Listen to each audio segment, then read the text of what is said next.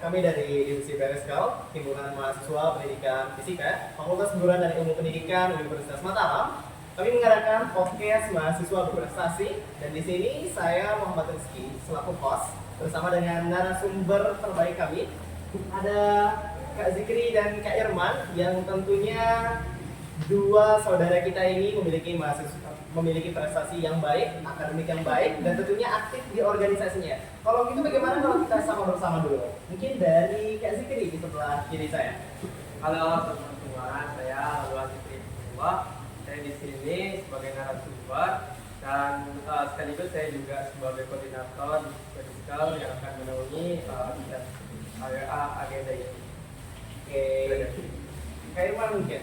Terima kasih. Hai semua, saya Irman Mulyadi. Saya adalah salah satu mahasiswa program studi pendidikan fisika juga. Dan di sini saya akan sharing beberapa tips and trik dan tentunya dalam kehidupan kampus. Oke, itu tadi ya perkenalan singkat dari teman-teman luar biasa kita. Mungkin saya tanya-tanya sedikit nih Kak Irman sama Kak Zikri. Kalau Kak Zikri sama Kak Irman ini satu angkatan? Ya, satu. Ya, tapi satu kelas juga. Oh, satu kelas. Kebetulan ya? ya, kelas satu angkatan. Satu organisasi juga? Ya, Biasa saja. Oh gitu ya. Oke, mungkin saya mulai dari Kak Zikri dulu. Mungkin tadi saya belum tanya, tapi udah tahu satu angkatan berapa? Kak Zikri. Jadi kita ini berdua satu angkatan, kebetulan angkatan tahun 2022. 2022. Berarti sekarang semester berapa? Alhamdulillah sekarang kita sudah semester 5. Iya, sudah semester 5 ya, sudah di pertengahan ternyata. Itu kalau di semester 5 kesibukannya di mana itu, Kak Zikri? Mungkin Kak Irman bisa jawab? Makasih dulu. Oke, kalau dari saya pribadi tentunya di bagian akademik sekarang di semester 5 itu sudah pergeseran arus yang dulunya kita cuma kebanyakan main gitu, sekarang sudah kita mulai fokus di bagian akademik. Banyak sekali proyek-proyek yang harus kita selesaikan di semester 5 itu sih perbedaan ketika kita dulu masih di semester bawah sampai sekarang. Oh, sudah mulai ke tahap seriusnya berarti ya? Iya, bener banget. Bagaimana kalau Kak Irman mungkin ada yang ditambahkan? Kalau saya selain dari segi akademik juga ya, saya juga aktif di organisasi. Jadi selain kita sibuk di akademik, kita juga sibuk di kegiatan-kegiatan organisasi. Jadi ya begitulah. Sebagai mahasiswa kita tidak hanya berada di kampus saja kan, kita harus mengeksplor dunia luar, kita harus berbakti untuk negeri seperti itu. Wah, hebat sekali ya. Selain mereka ini aktif di akademis, sudah mulai tahap serius, tapi mereka juga aktif di organisasi. Tadi juga pada saat perkenalan, Kak Zikri ternyata koordinator divisi Pereskal. Jadi mungkin bisa diceritain bagaimana kesibukannya sembari semester 5 itu dan menjadi koordinator Pereskal. Itu bagaimana mengatur waktunya dan sebagainya. Terkait pengaturan waktu, saya banyak belajar tentunya di kampus juga. Saya dari awal masuk sudah sangat tertarik dengan dunia organisasi di kampus lain akademik itu. Jadi di Himakus ini saya banyak sekali belajar bagaimana cara saya mengatur waktu, bagaimana mengatur supaya balance gitu, yang di akademik dengan yang di organisasi gitu. Jadi setiap ada kegiatan tentunya ada juga kegiatan yang akademik bertabrakan dengan kegiatan yang di organisasi. Tapi sebisa mungkin, jadi kita punya skala prioritas yang mana yang harus kita dahulukan. Jadi kalau dari saya sendiri sih, saya jujur saja di sini itu untuk mencari ilmu, tentunya dengan melalui akademik itu nomor satu. Nah, tetapi selain di akademik juga, saya juga perlu bagaimana saya mengembangkan potensi di luar. Artinya di organisasi ini saya menguatkan diri saya, bagaimana saya mengimplementasikan apa yang saya dapatkan di kuliah ini, saya tuangkan di organisasi. Gitu aja.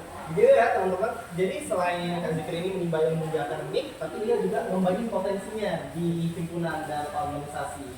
Supaya mungkin menjadi pengalaman yang lebih lagi yaitu di luar kelas ya. Betul sekali. Baik sekali. Mungkin bagaimana kalau Kak Irman? Seperti apa dulu? Yang Iya. tadi. Kurang lebih sama ya sama Kak Zikri, tapi ketika saya mengikut organisasi, saya lebih berfokus lagi bagaimana mengembangkan kompetensi diri.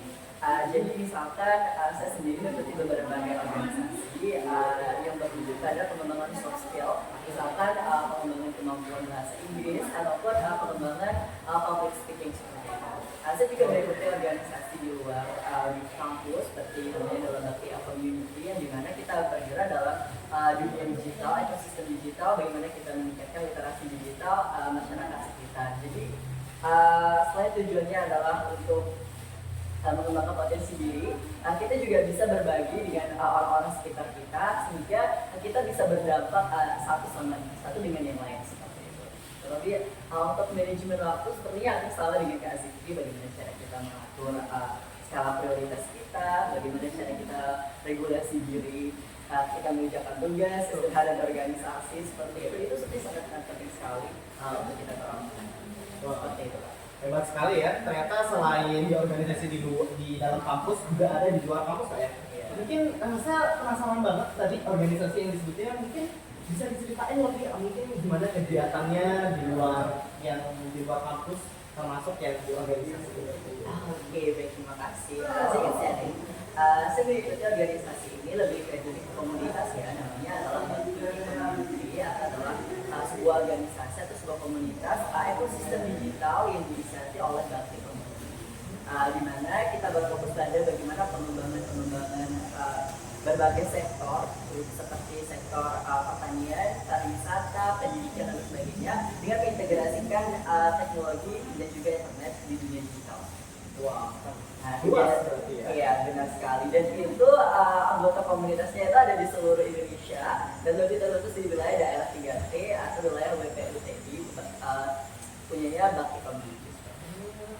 Itu kegiatannya bagaimana Kak? Apakah hanya di Lombok, kan kita Irman ini kita di Lombok gitu? Apakah keluar daerah atau bagaimana?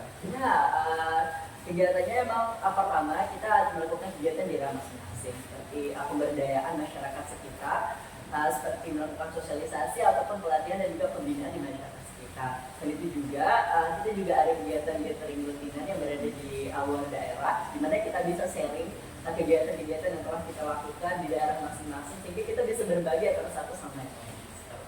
Wah, hebat sekali ya. Itu dia mungkin seputar organisasi dua teman kita yang luar biasa ini. Tadi ada Kak Zikri yang sebagai koordinasi divisi Pereskel di himpunannya, dan juga Kak Irman yang mengikuti banyak organisasi dari dalam kampus hingga luar kampus Kak ya. Oke, mungkin selain organisasi kita pasti penasaran nih kenapa bisa sampai disebut mahasiswa berprestasi ya. Iya, mungkin ini sudah sampai intinya. Kita mulai dari Kak Zikri, bagaimana? Mungkin bisa diceritakan bagaimana sampai dikenal sebagai mahasiswa berprestasi. Kalau saya sebenarnya dikatakan berprestasi, 50-50 juga tidak terlalu berprestasi. Beda jauh sama saya kalau Merendah ya, ternyata. Memang gitu. Tapi sebenarnya saya tidak tidak terlalu memposingkan diri, apapun kata orang yang bismillah saja. Kalau ada memang yang bilang prestasi, alhamdulillah. Tapi sebenarnya dari awal masuk kita di KIP ini sebagai mahasiswa baru, saya memang masih terbawa arus ketika saya masih di sekolah menengah dulu. Di sekolah menengah dulu itu saya sering sekali ikut di lomba-lomba ya, baik itu tiketnya di intra sekolah sampai dengan yang di luarnya itu. Tapi ketika saya masuk di universitas ini atau beralih ke universitas itu, tapi dengan bergabungnya saya juga melalui organisasi-organisasi ini, banyak sekali saya lihat teman-teman juga berlomba-lomba gitu untuk mengikuti berbagai macam lomba. Jadinya dia juga ikut termotivasi, ingin sekali saya ikut di semua, tapi ya gitulah, selain kita ikuti lomba, saya juga mempunyai banyak sekali beban baik di akademik ataupun di luarnya. Jadi saya setengah-setengah lah, tidak bisa saya katakan diri saya berprestasi. Tapi alhamdulillah menemukan lingkungan yang baik ya, berarti ya. Untungnya saya menemukan lingkungan yang baik seperti Mapis, Imam juga. Kalau gitu, bagaimana pengalamannya selain di akademik dan organisasi, mungkin di bagian pengabdian kepada masyarakat ataupun penelitian mungkin pastinya? Ya, tentunya. Oke, kalau terkait dengan penelitian, alhamdulillah dari semester 1 kita sudah berbagai macam mengikuti terkait dengan penelitian ataupun pengabdian di masyarakat. Jadi ingat sekali saya dulu pas semester 1 ketika ada program kreativitas mahasiswa yang tahunan itu, saya tidak tahu apa-apa, saya cuma ikut nyoba-nyoba aja sih sebenarnya. Iya. Tapi nggak tahu kayaknya ada dapat kesempatan diberikan, dan alhamdulillah saya coba dari awal, saya bentuk tim, saya bentuk kelompok Kak Irman. Jadi tiba-tiba saja alhamdulillah kepilih dan mengikuti seleksi di tingkat nasional. Tapi alhamdulillah didanai di PKIP. Intinya jangan takut dulu ya, Iya. walaupun belum tahu ya. Jadi saya sangat merasa waktu itu kayaknya saya sendiri yang sangat kecil waktu itu. Ketika kita berkoordinasi sama dosen-dosen, teman-teman yang ikut juga masuk seleksi, saya tanya-tanya rata-rata ada yang semester di atas saya intinya, ada yang semester 5, semester 7. Jadi saya banyak sekali belajar dari kakak-kakak itu, terutama dari bimbing-bimbing PKM saya, terutama Pak dosen dari pendidikan. Tapi jangan buat itu jadi bahan takut-takutan teman-teman. Itu semua kita coba dari awal dan memang nggak ada dasar. Jadi kita ikuti alurnya saja, tidak ada yang kita takuti.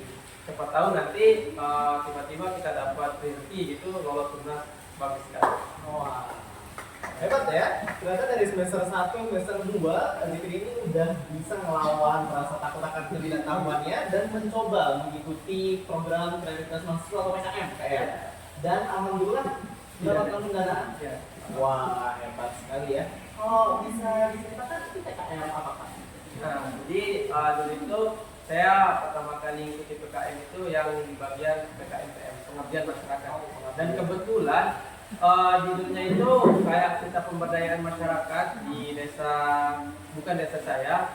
Jadi ada di agak sekitar 5 kilo dari desa saya itu ada kita temui daerah penghasil kayak cabai, tapi pengelolaannya itu kayak tanam, panen, jual, hanya itu. Jadi tidak ada pemberdayaan di kelompok tani tersebut. Jadi dari situ saya ada inisiatif untuk membuat sebuah PKMPM itu. Jadi selama 6 bulan itu setelah didanai, kita terus monitoring di sana. Dari pembuatan berbagai macam produk yang berbahan dasar tentunya kopi hijau. Hebat sekali ya, ternyata langsung terjun ke masyarakat ya. Nah, itu bagaimana kelanjutannya Kak? Apakah sampai sekarang masih ada monitoring dengan warga di sana? Nah, kebetulan juga terkait monitoring, dulu itu kita kerjasama langsung sama kepala desa daerah setempat. Jadi kita setelah pemberdayaan masyarakat itu sudah bisa membuat berbagai macam produk seperti abon cabai hijau, kemudian sambal hijau, terus ada juga bon cabai, ada yang abon dan ada yang bon. Jadi perbedaannya itu kalau abon cabainya itu kayak cabainya itu berbentuk daging-daging, kita buat tipis-tipis. Kalau bon cabainya itu kita buat digiling seperti bubuk gitu. Jadi kita bekerjasama dengan kepala desa, jadi ibu-ibu dari kelompok petani itu nanti bekerjasama dengan bumdesnya dan terjual di sana.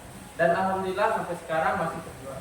Wah, menarik ya. Mungkin kita bisa diketahui, dikasih tahu produknya apa itu Pak? Nah, jadi yang kita pemberdayaannya itu ada 3 produk yang saya sebutin tadi. Yang pertama ada abon cabai, kemudian ada bon cabai dan sambal. Jadi yang masih terjual sampai sekarang itu yang 2 produk, bon cabai sama abon cabai sampai sekarang di Bumdes kantor desa Stanggol ini sampai sekarang Mas. Sampai sekarang. Oke. Ternyata pengabdian Kak Zikri ini berkelanjutan ya teman-teman sampai sekarang dan menghasilkan dan memberikan manfaat Ya. kepada warga setempat. Alhamdulillah syukurnya sampai sekarang kelompok tani juga masih mengandalkan itu. Jadi tidak hanya langsung setelah panen dijual ke penjual. Hebat sekali ya, berawal dari mahasiswa semester 1 yang tentunya dibimbing oleh kakak-kakak dan dosen di FKIP dan sekarang bisa bermanfaat ke warga setempat. Oke, mungkin kita bisa lanjut ke Kak Irman. Iya. Bagaimana Kak Irman? Selain organisasi dan akademik, apakah ada di bagian pengabdian dan penelitian pengalamannya? Saya sendiri alhamdulillah sejak saya SMA ya, sejak saya lulus SMA waktu itu kan ketika lulus kan nggak ada kerjaan kan, maksudnya tidak ada kerjaan. kita persiapan masuk ke universitas. Jadi ya kosong nggak ada kegiatan. Jadi saya menginisiasi untuk mengadakan kelas bahasa Inggris untuk anak-anak di sekitar rumah saya. Dan alhamdulillah mereka sangat antusias untuk ikut kelas saya seperti itu. Jadi sampai sekarang kelas itu masih berlanjut. Jadi sangat-sangat saya merasa kelas itu sangat bermanfaat untuk mereka karena mereka masih antusias untuk mengikuti kelas itu sampai sekarang. Meskipun saya bukan jurusan bahasa Inggris ya, tapi ketika kita sharing ilmu sepertinya tidak harus dari jurusan itu. Ternyata memang dari SMA ya, dari lulus SMA sudah ada pengabdian ke masyarakat. Iya benar sekali. Dan waktu itu saya inisiasi sama teman saya, tapi ketika masuk kuliah karena kami masuknya ke universitas yang berbeda dan juga pergi lanjut studinya ke luar Lombok. Jadi saya sendiri yang melanjutkan kelas itu sampai sana. Itu lokasinya di mana? Itu lokasinya di rumah saya sendiri. Jadi peserta kelasnya itu, siswa-siswanya itu adalah anak-anak di sekitar rumah saya, tetangga-tetangga saya, dan juga mungkin beberapa yang berasal dari luar dusun saya sendiri, dan sekitar 5-10 orang seperti itu. Wow, itu mungkin kita bisa diceritakan bagaimana model kelasnya, apakah pengajarannya bagaimana? Mungkin kan pastinya beda ya Kak ya, karena kan itu di dusun, bagaimana cara mengajarkan anak-anak di sana itu berbahasa Inggris. Oke. Nah, jadi kita cukup kesulitan ya, apalagi kalau kita mengajar di anak-anak SD, kemudian anak-anak baru masuk ke usia remaja seperti itu. Tentunya banyak sekali tantangannya. Tantangannya itu mungkin bisa saja ketika kita belajar, mereka lebih suka main-main seperti itu. Kami juga anak-anak kan ya. Salah satu caranya teknis yang mungkin saya sering terapkan adalah ketika kita belajar dengan sambil bermain. Jadi ketika kita materi-materi tertentu, kita ajarkan mereka untuk bermain-main gitu. Maksudnya materinya dibawakan dengan games-games. Jadi mereka bukan hanya belajar, tapi juga bisa bermain sekaligus. Dan untuk model kelasnya mungkin sama ya, kita belajar di kelas, mungkin kita ada materi dan juga praktiknya. Namun karena peserta kelasnya itu adalah masih anak-anak yang tentunya saya belum berani untuk mengajak keluar. Tapi mungkin ketika nanti mereka udah cukup besar, sudah bisa diatur gitu, tidak terlalu tanggung, kami bilang ya. Kita bisa ajak praktek langsung ke pantai atau sebagainya. Itu biasanya anak-anaknya itu apakah ada rentang umur SD atau mungkin kelas itu gimana? Untuk sekarang sepertinya saya maksimal itu mereka menjadi satu kelas saja, karena gimana ya? Karena di sana itu, karena mereka belum punya tingkatan-tingkatan tertentu ya. Ini juga kita belajar bahasa Inggris, kita bukan native speaker yang kita bisa atur per kelas. Jadi kita bisa mengatur satu kelas itu dengan siswa yang berbagai macam. Tujuannya adalah ketika ada anak yang lebih tua atau lebih dewasa, umurnya lebih besar dari yang kecil-kecil, kan mereka bisa membantu teman-temannya yang lebih kecil. Jadi saling sharing seperti itu. Berarti nggak ada batasan untuk belajar di sana dari umur berapa? Benar, nggak ada batasan. Tapi saya penasaran mungkin yang paling kecil itu umur berapa ya? Yang paling berapa? Paling kecil itu kelas 3 SD. Wah, dari kelas 3 SD ya ternyata ya. Mana itu sulitnya ya? Atau mungkin lebih mudah lagi? Kayaknya lebih sulit ya, apalagi karena mereka kan anak-anak SD yang mereka juga belajar bahasa Indonesia. Jadi juga kadang-kadang kita harus jelaskan pakai bahasa Sasak ya. Jadi kan kita ngajarnya pakai 3 bahasa. Gitu. Jadi tapi kita bisa kayak sambil bermain juga. Tapi saya jadi makin penasaran nih sama Kak Irman. Kak Irman kan jurusan pendidikan fisika. Ini bisa diceritakan bagaimana bisa belajar bahasa Inggris sampai bisa sharing ke adik-adiknya? Saya belajar bahasa Inggris sejak saya SD, tapi tidak intensif. Jadi saya pernah ikut kursus juga, dan juga ikut pelatihan dari Abang Digi waktu itu, sehingga ketika kita udah belajar, punya ada tanggungan untuk kita punya amanah sendiri untuk mengajarkan ke orang lain. Jadi satu yang pernah saya kira adalah orang yang baik itu adalah orang yang belajar dan mengajarkan Al-Quran. Tapi di sini menurut saya lebih bawa ke sesuatu yang lebih sifatnya universal. Kayak kita memiliki ilmu, kita punya amanah untuk membelajarkannya kepada orang lain. Jadi Itu motivasi pertama saya untuk mengajarkan bahasa Inggris. Mungkin untuk teman-teman yang mau belajar bahasa Inggris, kuncinya adalah sering praktik ya. Jadi kita belajar teori, tapi kita tidak praktikkan, tapi kita ngomongin kan itu cukup sulit. Tapi ketika teman-teman sulit untuk menemukan partner adalah ngomong sama diri sendiri. Kita pasang cermin gitu. Iya, Pasang cermin, Ngomong sendiri. ngomong sendiri. Jadi gimana ya kita bisa memperhatikan bagaimana pelafalan kita, gimana confidence kita ngomong gitu. Tapi salah satu tipsnya juga adalah ikut English Club atau organisasi yang teman-teman bisa belajar bahasa Inggris bersama. Sangat-sangat mudah. Mungkin selain itu bisa dikasih saran mungkin ke teman-teman. Apakah ada komunitas-komunitas yang bagus gitu selain mungkin dari pengajaran kayak memang di dusunnya untuk berbahasa Inggris? Ya, jika teman-teman adalah mahasiswa FKIP Universitas Mataram, teman-teman bisa join Secondary Community. Namun apabila teman-teman berasal di Universitas Mataram secara general, teman-teman bisa ikut argumen English Debating Community di Universitas Mataram. Dan juga mungkin English Club yang ada di tempat masing-masing seperti itu. Dan tapi sepertinya di tahun depan di Mabes bakal ada English Club juga yang buat mahasiswa Zikri. wah, mudah-mudahan Semoga ya. Kita bisa sharing-sharing bersama. Oke, mungkin Kak Irman, Kak Zikri kan kita dari tadi ini sudah panjang lebar bahas bagaimana alur akademik dan organisasi bahkan sampai prestasi dan pengabdian. Tapi mungkin teman-teman dari luar penasaran nih, apakah ada tantangan-tantangan yang dihadapi selama melalui itu semua? Mungkin saya minta dari Kak Zikri ya? Kayak Zikri itu. Kalau kita bicara tantangan tentunya banyak sekali tantangan yang telah kita lalui dari kita awal masuk sampai dengan semester 5 ini alhamdulillah.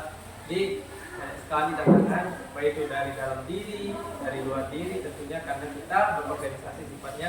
Jadi tidak akan mungkin seorang pelajar itu tidak punya masalah atau tantangan gitu.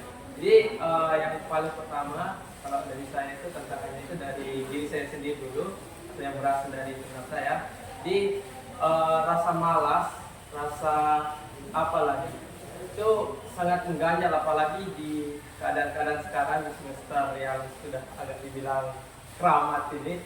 Jadi lingkungan kita juga sangat berpengaruh apalagi kalau dalam diri kita sendiri sudah ada sifat yang satu itu ya langsung ditambah sama lingkungan tambah plus lagi.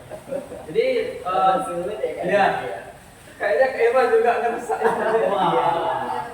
jadi saya sebisa mungkin dengan cara yang pertama mungkin yang paling sering saya lakukan ini saya mencari suatu kesibukan yang memang bisa membuat kepribadian saya itu tidak muncul kayak seperti yang kepribadian yang negatif tadi kayak malas. Jadi saya biasakan diri saya mengikuti berbagai macam kegiatan.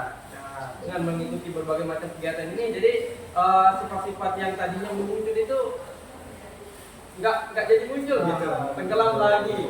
Jadi saya banyak belajar tentunya seperti berbagai macam kegiatan di Mabes ini tentunya banyak sekali kegiatan yang membuat kita tahu jati diri kita itu kayak gimana. Jadi seperti yang awalnya kita itu orangnya malas, dikatain malas sama teman-teman itu, gimana gitu ini mau ikut organisasi padahal dia malas. Jadi omongan-omongan seperti itu bisa kita buktikan sendiri gimana kepribadian yang kita miliki gitu, dengan membuktikan secara langsung. Berarti mencoba mencari lingkungan yang lebih baik lagi Kak ya? Betul. Jadi ya teman-teman, walaupun dari diri kita sendiri memiliki tantangan internal, mungkin kemalasan, ya semua manusia pasti seperti itu ya. Tapi kita nggak boleh menyerah. Bener, kita nggak boleh. Iya, kita harus mencoba mencari lingkungan yang lebih baik lagi, mencoba berubah, dan akhirnya bisa menggapai apa yang kita inginkan. Oke, itu dari Kak Irman. Apa ini Kak tantangannya? Sama dengan Kak Zikri ya, tantangan pertamanya ketika kita punya banyak tugas, tekanan yang besar, kadang-kadang rasa malas dalam diri kita itu bisa muncul. Tapi ada satu hal yang mengingatkan saya kenapa kita harus tetap keep going gitu ya. Adalah pertama ketika kita memulai sesuatu ketika kita sudah mencapai tahap pelantarnya adalah ingatlah motivasi kenapa kita memulai itu. Jadi ketika teman-teman udah masuk universitas nih, goal utama kita adalah mendapatkan ilmu dan cepat lulus gitu ya. Jadi ketika kita mungkin kalau lelah, males, banyak tugas, ingatlah ketika tujuan teman-teman di akhirnya adalah untuk lulus dari universitas ini dan menjadi seorang sarjana seperti itu. Dan mungkin satu hal lagi yang menjadi motivasi kita adalah bagaimana harapan orang tua kita, doa-doa mereka yang terus bersama dengan kita, sehingga kita harus bisa membahagiakan mereka di end of the day. Jadi itu adalah mungkin motivasi terbesar kita untuk bisa mengurangi rasa malas itu. Wah, keren sekali ya. Jadi teman-teman, walaupun ada banyak tantangan, kita nggak boleh lupa sama apa yang kita inginkan di awal, apa goals kita. Keren sekali ya, ternyata dua teman kita ini yang dari Himpunan Mahasiswa Pendidikan Fisika FKIP Universitas Mataram. Oke, sepertinya kita sudah berada di ujung acara. Tapi sebelum itu kita mau dengar closing statement loh. Oke, kasih dulu ya. Oke, silakan. Oke teman-teman, jadi kalau dari saya ada marilah kalau teman-teman di sana masih terlalu banyak pikiran apakah saya mau masuk sini atau tidak. Jadi kalau dari saya aja kerjaan saja. Banyak sekali teman-teman itu ataupun tokoh-tokoh yang mengatakan apabila kita menghabiskan jatah gagal kita maka kita akan mendapatkan jatah untuk penghasilan. Jadi jangan puas, jangan sampai kita lemah karena 1-2 kali kita coba gagal, kita menyerah. Itu bukan sebuah pejuang, seorang pejuang. Marilah dari kegagalan atau ketika kita down itu kita buat pompa diri kita sehingga apa yang akan menjadi goal kita atau tujuan awal kita itu tercapai. Itulah salah satu alasan saya mengapa saya sampai sekarang ini masih kuat untuk menjalani kehidupan. Oke, terima kasih banyak Kak Zikri atas closing statement-nya. Daging semua ya teman-teman. Oke, mungkin kita dengar dari Kak Herman. Kalau dari saya yang harus teman-teman ingat adalah apa tujuan teman-teman pertama kali masuk universitas ini, apa tujuan teman-teman hidup, cita-cita teman-teman harus tetap digelorakan seperti itu. Dan juga kita harus memiliki mindset bahwa kita harus bermanfaat bagi orang lain. Bagaimana cara kita memberi dampak yang baik bagi diri sendiri dan orang lain adalah suatu motivasi yang harus kita tetap gelorakan dalam diri kita. Semangat teman-teman, kita semua pasti akan sukses pada waktunya. Wow. Itu dia cerita mahasiswa berprestasi Kak Zikri dan Kak Irman dengan berbagai ceritanya dan tadi ada closing statement. Jangan menyerah dan selalu bermanfaat bagi orang yang banyak. Kalau begitu kita tutup Kak Irman dan Kak Zikri. Saya sebagai host pada bincang cerdas pagi hari ini Muhammad Rizky izin pamit undur diri. Wassalamualaikum warahmatullahi wabarakatuh. Waalaikumsalam.